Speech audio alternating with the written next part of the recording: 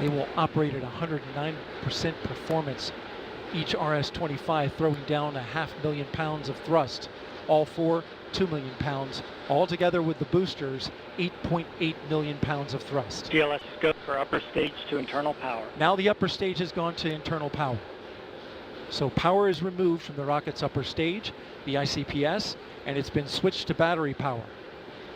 The same milestone is coming up for the core stage at T-minus 1 minute and 30 seconds.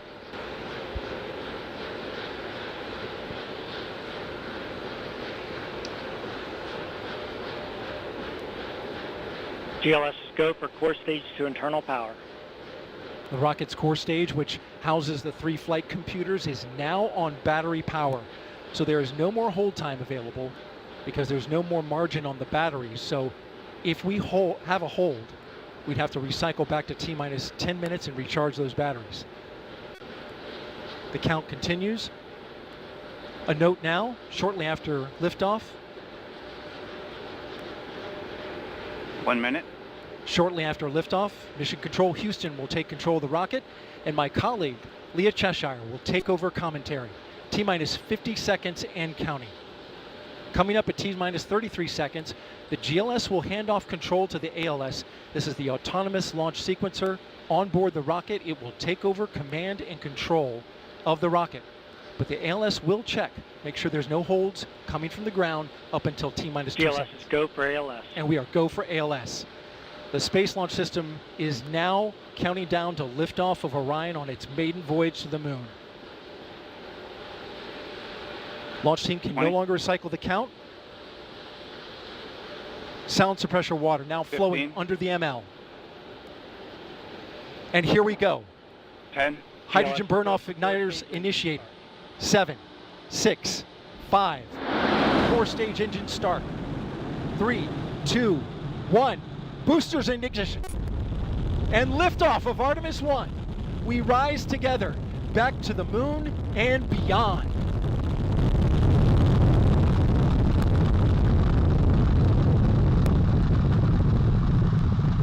All 4 RS-25 engines on the core stage and 2 solid rocket boosters now propelling the vehicle at 128 miles per hour.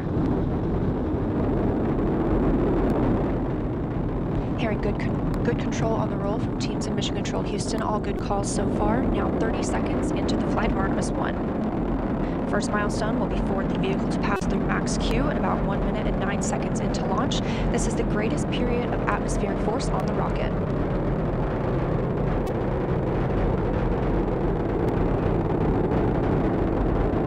SLS now traveling 607 miles per hour.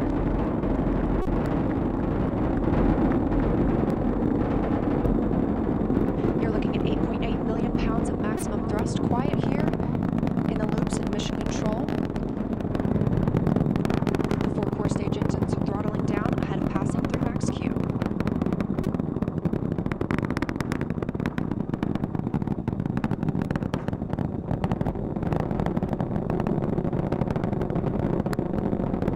Now 1 minute, 21 seconds into the flight, traveling at 1,420 miles per hour. The 4 core stage engines are back at maximum thrust. The next major milestone will be for the solid rocket boosters to cut off and jettison at about 2 minutes and 11 seconds into the flight, so about 30 seconds from now. Again, quiet here in Mission Control Houston as teams continue monitoring the flight of Artemis 1. We're now 16 miles downrange from the launch pad at Kennedy Space Center, traveling over 2,800 miles per hour.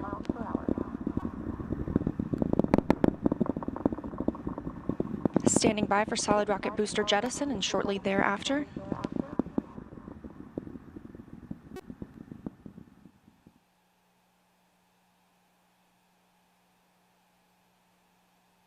Confirmation that the solid rocket boosters have separated these 177-foot boosters.